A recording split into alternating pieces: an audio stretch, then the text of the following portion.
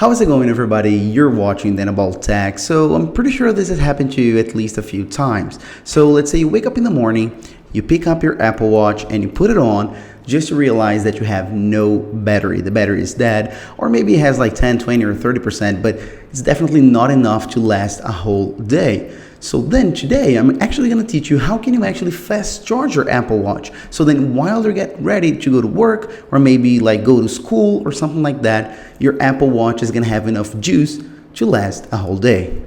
Let's begin.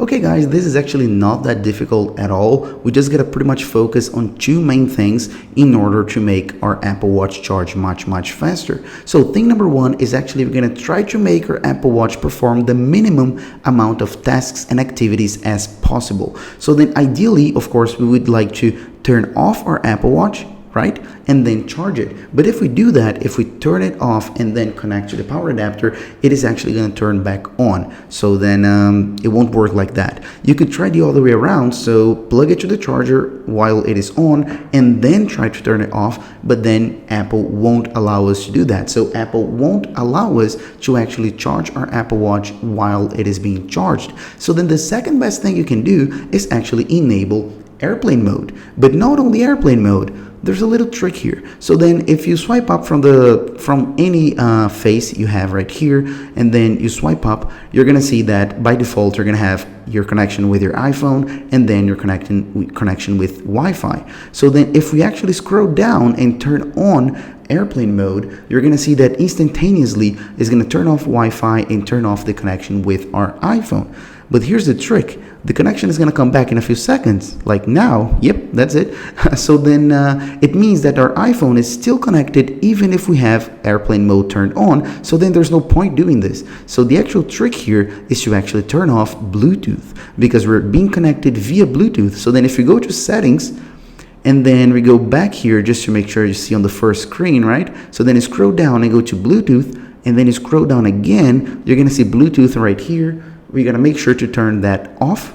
Okay, and while that is off, then we can finally come back here to our Any Watch face, take a look here, and then in a few seconds, this connection is going to go away, like now. So then finally, we have no connections to the outside world. So then, in fact, this Apple Watch can charge as fast as it can regarding any software management we can do. But of course, I said there are two things we need to do. So this is thing number one. So the Apple Watch is ready. But the other thing, and I'm pretty sure you already know what I'm talking about because I have here quite a lot of chargers, is this. This is truly extremely important when we are charging any Apple device or anything like that. So the charger that comes in the box with your Apple Watch, I unfortunately don't have it here, is that teeny tiny 5-watt adapter. I'm gonna put it on the screen right now. So then that charger charges your Apple Watch so slow.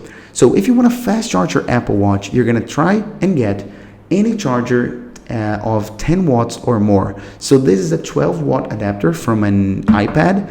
This is an 18-watt adapter from an iPhone 11 Pro Max, this iPhone right here, and this is, I believe, this is a pretty big one, 61-watt adapter from my MacBook Pro. So you can try any of those and you can use any of those, and that's 100% safe. And it's not I'm who's saying this, it's actually Apple. I'm going to have a link in the description so then you can check it out. So then Apple says that you can use any of those chargers, so go ahead and have a look. Feel free to do that.